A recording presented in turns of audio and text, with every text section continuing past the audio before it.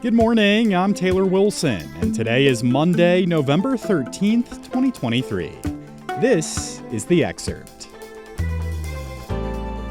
Today, fears grow at a Gaza hospital, plus how tensions are flaring on social media amid the Israel-Hamas war, and we look at the latest proposal to try and avoid a government shutdown. Heavy shelling continued in the area around Al-Shifa Hospital in the northern Gaza Strip yesterday. Thousands of people have fled the medical facility, but hundreds of patients and others displaced by the war remain inside, according to health officials earlier today. Dr. Marwan Abusada, head of surgery at the hospital, said bombardment has continued for days, and he dismissed Israeli military claims that it had provided an escape route. He told Al Jazeera, quote, "People who tried to evacuate the hospital, they were shot in the streets," unquote. Palestinian officials say thousands of civilians have taken refuge among patients and staff, but Israeli officials accuse Hamas of concealing a command post in the hospital compound, something Hamas denies. The regional directors of 3 UN aid agencies issued a statement urging immediate international action to end attacks on Gaza hospitals. Israel has repeatedly slammed Gaza with airstrikes in recent weeks and has also moved troops in on the ground in the weeks since an October 7th Hamas attack in Israel.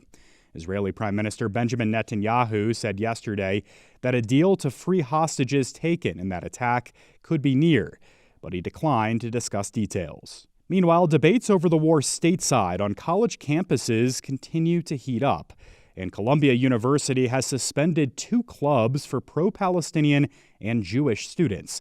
The clubs had both shown solidarity in calling for a ceasefire in the war.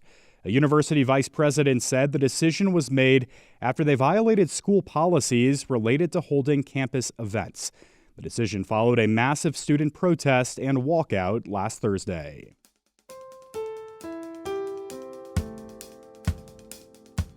As the Israel-Hamas war rages on, tensions are flaring on social media, and both Jews and Muslims are experiencing dehumanizing language and hate.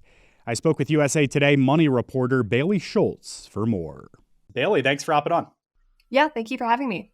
So Bailey, Lebanese-American chef Amanda Saab has talked about facing Islamophobia.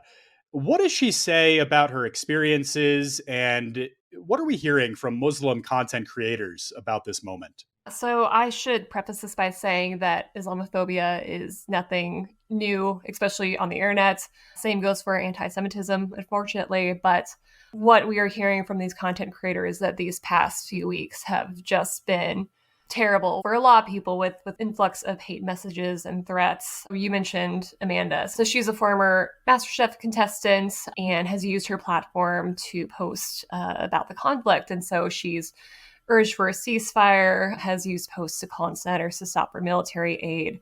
And those sort of posts have resulted in a lot of pushback and hate messages. So what she told us is that these sort of hate messages are nothing new for her, where she has endured anti-Muslim attacks after she appeared on MasterChef and wore her hijab while she was competing on this cooking show. And then it happened again later on when we saw former President Donald Trump call for a near total shutdown of Muslims entering the United States. And actress Mayim Bialik has been talking about anti-Semitism on her TikTok channel. What does she say about her experience, and what are we hearing from others about anti-Semitism online right now? Very similar to what I mentioned earlier, where unfortunately anti-Semitism is not new. This is nothing new for the internet, but we are seeing an uptick in reports and just the sort of vitriol online. And so she has been very open about being Jewish on social media, sharing things like, oh, here's the Yiddish expression of the day. But more recently, we saw her post this unscripted 9-minute TikTok video expressing her horror at the rising anti-Semitism online. And this is something that we're hearing from a lot of Jewish content creators, where I spoke to one who mentioned that they were afraid to leave their home the first couple of weeks after October 7th. And when they were out, they wore a mask, they put their hair up to conceal their identity. And even now, they still don't wear the Star of David outside, not because they're ashamed in any way of their Jewish heritage, but because they don't believe that it is safe to do so. Hearing from others that they're turning off comments or taking breaks from social media after receiving messages and threats. And so that's the point where we're at today. Yeah, and I mean, you mentioned these fears about a lack of safety leaving the house. Beyond the slurs and the hateful language, what are we hearing about actual threats of violence against Jews and Muslims? The Anti-Defamation League has reported a 388% increase in anti-Semitic acts since October 7th. And then we see the Council on American Islamic Relations just on Thursday reported a total of over 1,200 requests for help and reports on bias between October 7th and November 4th. And that's a 216% increase over the previous year. So there, unfortunately, are a lot of examples I could point to with this violence where we saw the fatal stabbing of the 6-year-old Muslim boy in Illinois.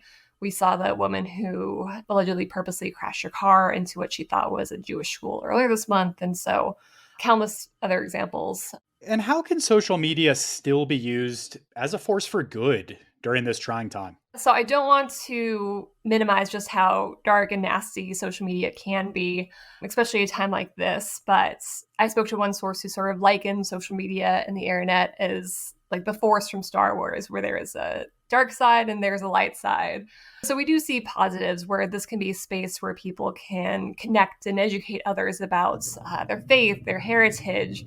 So I spoke to one Muslim content creator who she grew up in like a smaller community in Kansas and mentioned that social media became like her bridge to connect with others from similar backgrounds. And this is a space to share heritage through things like recipes and whatnot. With Maim, like this is a space where she has been able to make posts about the Yiddish expression of the day and in sharing tidbits in that sort of way. There can definitely be harms attached to social media, but it can also be a space for both Palestinians and Jewish people to share positive messages about their identity and their culture. Bailey Schultz, thank you so much for coming on and telling this story. Yeah, thank you for having me.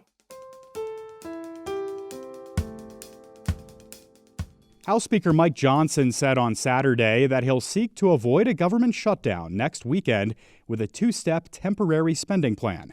In a written statement, he said his plan will, quote, stop the absurd holiday season omnibus tradition of massive loaded-up spending bills introduced right before the Christmas recess, unquote. The current plan expires at midnight Friday, and certain government operations will stop if House Republicans cannot agree on a plan that gets approval from President Joe Biden and the Democratic Senate. Johnson's proposed so-called laddered continuing resolution would extend operations until January 19th for some agencies and until February 2nd for others, while Congress negotiates long-term spending. But the plan has already drawn immediate objections from both some fellow conservatives and the White House. Republican Congressman Chip Roy said he opposes a clean continuing resolution and described it as, quote, funding Pelosi-level spending and policies for 75 days for future promises, unquote. House Republicans, who control the majority, have disagreed on how to move forward, with some arguing for massive spending cuts that would never win sign-offs from President Joe Biden and the Senate. White House Press Secretary Karine Jean-Pierre called the Speaker's proposal a recipe for more Republican chaos and more shutdowns. Republican Senator Tim Scott announced last night that he's suspending his 2024 presidential campaign less than a week after the third GOP primary debate. He abruptly made the announcement to Fox News' Trey Gowdy, his fellow South Carolinian who also served in Congress. Scott said, quote, I think the voters, who are the most remarkable people on the planet, have been really clear that they're telling me, not now, Tim, unquote. The campaign comes to an end after he launched it in May, but struggled to pick up steam. A Real Clear Politics average of polls on the GOP field saw Scott garner around 2.5%, compared to former President Donald Trump at 58.5%. Scott did not immediately endorse another Republican in the race. The FDA last week approved the drug tirzepatide for weight loss. Sold under the name Mounjaro when treating type 2 diabetes, it'll be called Zepbound as a treatment for obesity. I spoke with USA Today health reporter Karen Weintraub to learn more. Karen, thanks for hopping on The Excerpt. Thanks for having me.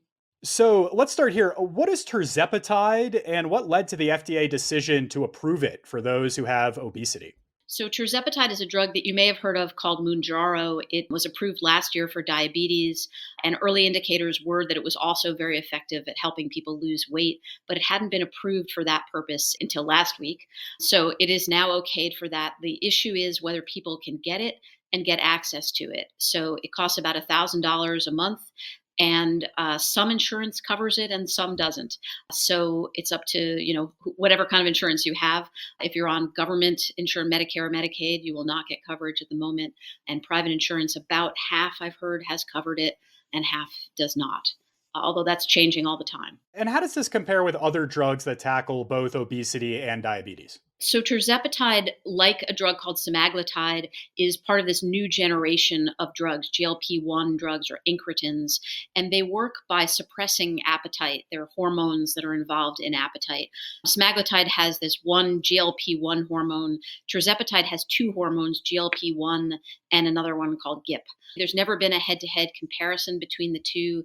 It seems like the tirzepatide might actually help people lose even more weight. The studies show as much as almost 27% of body weight at the highest dose in some people. So that's bariatric surgery territory. That's never been seen before with medications. And Karen, a new study found that the weight loss drug Wegovy boosts heart health for high-risk people without diabetes. What exactly did this study find? There was a previous study that showed that it worked in people with diabetes. This study shows that it also is beneficial for people at high risk who just have obesity or overweight, not diabetes. The distinction there is that these are high-risk people. They're already on a statin, aspirin, blood pressure lowering medication, and yet they still saw a benefit from this drug. So that's good news. In the past, weight loss drugs have actually contributed to heart disease, to heart attacks. So the fact that this is now helping people avoid cardiovascular effects seems like good news. It's probably not going to be only used for that, but if somebody, has a weight they want to lose and also is at high risk for heart disease, seems like this drug makes some sense. It also may lead to changes in insurance coverage. If you are at high risk for heart disease and you have obesity or overweight, because of this study, you may be more likely to get insurance coverage for that drug. All right, Karen Weintraub, thanks as always. Thank you. Thanks for listening to The Excerpt. You can get the podcast wherever you get your audio. If you use a smart speaker, just ask for The Excerpt. I'm back tomorrow with more of The Excerpt from USA Today.